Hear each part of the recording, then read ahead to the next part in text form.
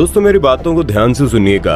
मानकर चलिए एक आदमी के साथ एक खतरनाक एक्सीडेंट हो जाता है। एक्सीडेंट की वजह से उस आदमी की गर्दन के नीचे का पूरा शरीर काम करना लगभग बंद कर देता है, लेकिन उस आदमी की गर्दन का ऊपर का भाग यानी उसका दिमाग अभी भी एकदम अच्छे तरीके से काम कर रहा है। अब एक सवाल का जवाब दीजिए, क्या उस आदमी का दिमाग ट्रांसप्लांट करके किसी और शरीर में जोड़ा जा सकता है?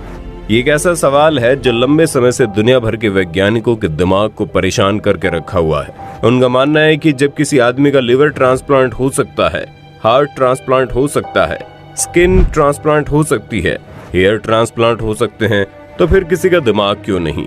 शरीर के बाकी अंगों की तरह किसी इंसान के दिमाग को ट्रांसप्लांट करके किसी और के शरीर से क्यों नहीं जोड़ा जा सकता? इसी बात को सोचते हुए साल 1900 के दौरान एक ब्रिटिश वैज्ञानिक ने एक अलग नस्ल के कुत्ते के खोपड़ी को उसके शरीर से अलग करके दूसरे नस्ल के कुत्ते के साथ जोड़ दिया।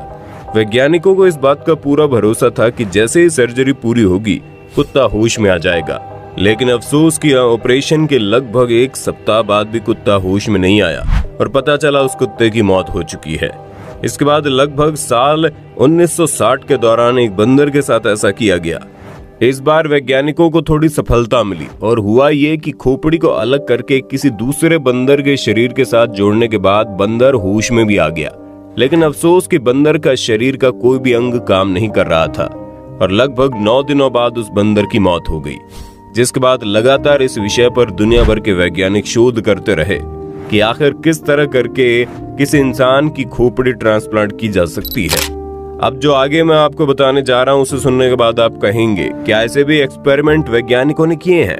लगभग 80 साल का वक्त निकल चुका था, जिसके बाद साल 1982 में न्यूयॉर्क सिटी के माउंट सिनाई मेडिकल कॉलेज में एक डॉक्टर ने चूहों के ब्रेन को ट्रांसप्लांट करने की कोशिश की। डॉक्टर ने कई घंटे लगातार मेहनत करने के बाद उस ऑपरेशन को सक्सेसफुली कर दिया और हैरानी की बात तो यह है कि चूहा बिल्कुल सही सलामत था और उसका पूरा अंग एकदम ठीक तरीके से काम कर रहा था। जिसके बाद 6 जून 1998 में पिट्सबर्ग मेडिकल सेंटर सर्जन की टीम ने वर्ल्ड का सबसे पहला ट्रांसप्लांट किया, जिसमें उन्होंने दिमाग के एक सेल को ट्रांसप्लांट किया था। यानी डॉक्टर ज्यादा बड़ा रिस्क नहीं लेना चाहते थे, इसलिए पूरे दिमाग को ट्रांसप्लांट करने की बजाय दिमाग के एक छोटे से हिस्से को ट्रांसप्लांट किया। ट्रांसप्लांट तो ठीक ठाक हो गया, लेकिन अफसोस की सर्जरी के दौरान किसी गलती के कारण एक 62 साल की महिला की दोनों पैर पैरालाइज हो गए।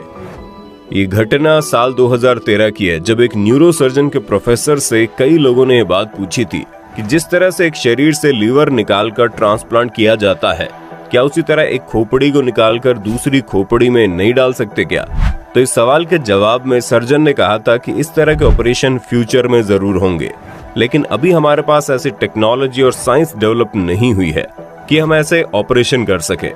मस्तिष्क के स्पाइनल कोड में नर्व फाइबर को जोड़ना बहुत कठिन होता है। नर्व फाइबर को मेरा मतलब है दिमाग से निकलकर हमारे शरीर के छोटे छोटे अंगों तक बड़ी ही बारीक, जिसे हम अपनी आंखों से नहीं देख सकते, वैसे नर्व्स जुड़े होते हैं। उन सभी को काटकर वापस जोड़ना अभी की टेक्नोलॉजी के हिसाब से हमारे लिए असंभव है। इसलिए उन्होंने कहा कि स्पाइनल कोड मतलब कि रीढ़ की हड्डी की चोट इतनी नुकसानदायक होती है कि अगर मस्तिष्क को ट्रांसप्लांट करने में सफल भी हो जाए तो स्पाइनल कोड में लगने वाली चोट के कारण लोग जिंदा नहीं रहते हैं, क्योंकि दिमाग को शरीर से संपर्क बनाने के लिए रीढ़ की हड्डी बहुत ही अहम पार्ट निभाती है। ऐसे में अगर दिमाग को ट्रांसप्लांट किया जाए तो सिर से जुड़ी हड्डी में चोट लग जाएगी और इतने बड़े ऑपरेशन को झेलने के लिए कोई बॉडी जल्दी तैयार नहीं होगी।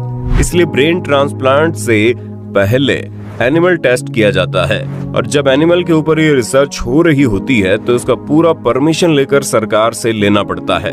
ये प्रोसेस काफी लंबा होता है। आज भी इस प्रोसेस को सही से करना मेडिकल साइंस के लिए एक चुनौती है। इतना ही नहीं, किसी भी ब्रेन ट्रांसप्लांट कराने के लिए बहुत ही ज्यादा रुपयों की आवश्यकता होती है, लगभग $13 मिलियन। अगर भारतीय रुपयों में बात करें तो लगभग 9,620 लाख रुपए। इसमें लगभग 150 ऑपरेशन होते हैं। इन सभी ऑपरेशंस में लगभग 36 घंटे का समय लगता है। इसमें सबसे इम्पोर्टेंट काम ब्रेन को फ्रीज करना होता है, जिसमें दिमाग के पूरे सिस्टम को रोक दिया जाता है और फिर दिमाग को मरने से बचा लिया जाता है। गर्दन और नसों को जोड़ने वाले ट्यूब्स को गर्दन में फिट कर दिया जाता है और फिर स्पाइनल कोड को काटा जाता है। ये सबसे मुश्किल काम होता है। स्पाइनल कोड को काटने के लिए किसी आम चाकू का इस्तेमाल नहीं होता। इसे काटने के लिए हीरे से बनी चाकू का इस्तेमाल होता है और अंत में मसल्स, नाउज और ऑर्गन्स को फिर से जोड़ा जाता है। ये काम ठीक उसी तरह होता है जैसे कपड़ों को सिला जाता है। ये काम बहुत ही मुश्किल होता है क्योंकि दिमाग इंसान के शरीर का सबसे इम्पोर्टेंट पार्ट होता है।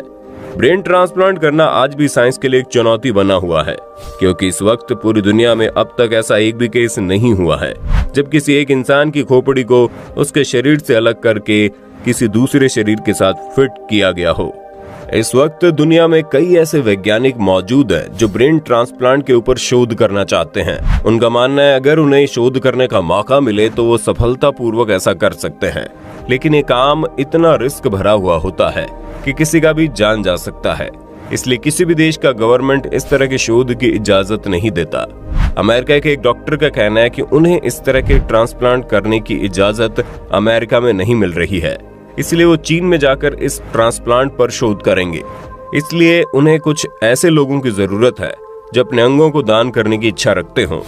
आपको जानकर हैरानी होगी कि शोध करने वाले उस वैज्ञानिक पर भरोसा करते हुए रूस में रहने वाले एक शख्स ने अपने ऊपर शोध करने की इजाजत भी दे दी। दरअसल रूस में रहने वाला एक आदमी ऐसा है जिसका दिमाग तो ठीक तरीके से काम करता है, लेकिन उसके शरीर का कोई भी अंग ठीक तरीके से काम नहीं करता। उसके सभी अंग लगभग बेकार हैं। लेकिन इस ट्रांसप्लांट के पीछे बहुत ही अधिक पैसे खर्च होने वाले थे, जो पैसे समय पर अरेंज नहीं हो पाए। ये वजह है कि पैसों की कमी के कारण वैज्ञानिक समय पर उस शोध को आगे नहीं बढ़ा पाए। इसी बीच रूस में रहने वाले उस शख्स की शादी हो गई। शादी के बाद उसकी पत्नी और परिवार वालों ने उस डॉक्टर के साथ किए गए एग्रीमेंट को खत्म करवा दिया और अब वो डॉक्टर उस बात का इंतजार कर रहा है कि कोई आदमी ऐसा आए जिसके ऊपर इस तरह का शोध किया जा सके। दोस्तों, जाते जाते आपको बता दें, ऑर्गन ट्रांसप्लांट किसी को नई जिंदगी देने का जरिया है। अगर किसी इंसान का कोई अंग खराब हो जाता है तो उसके उस अंग को ट्रांसप्लांट करके उसकी जिंदगी को बचाया जा सकता है। लेकिन आपको जानकर हैरानी होगी, हमारे देश में किडनी के लिए 4 साल, लिवर के लिए 2.5 साल और हार्ट के लिए 2-2 साल की वेटिंग लिस्ट है, क्योंकि कोई भी मृत्यु के बाद अपने चहेतों के अंगों को दान नहीं करना चाहता। बात तो अगर राजस्थान की करें तो सिर्फ राजस्थान में 20,000 मरीजों को किडनी, 25,000 को लिवर और 8,000 को हार्ट की सख्त जरूरत है। लेकिन सरकार की कई कोशिशों और लाखों रुपए खर्च करने के बाद भी पिछले 2 साल में हालात और बिगड़े हैं। शायद आपको यकीन ना हो, लेकिन इतनी भारी डिमांड होने के बावजूद भी साल 2018 में सिर्फ 4 ट्रांसप्लांट हो पाए और साल 2019 में सिर्फ और सिर्फ 1 ट्रांसप्लांट। दोस्तों, अक्सर हमारे कुछ लोगों की मृत्यु इस तरह से होती है जिनमें उनका दिमाग शरीर से पहले मर जाता है।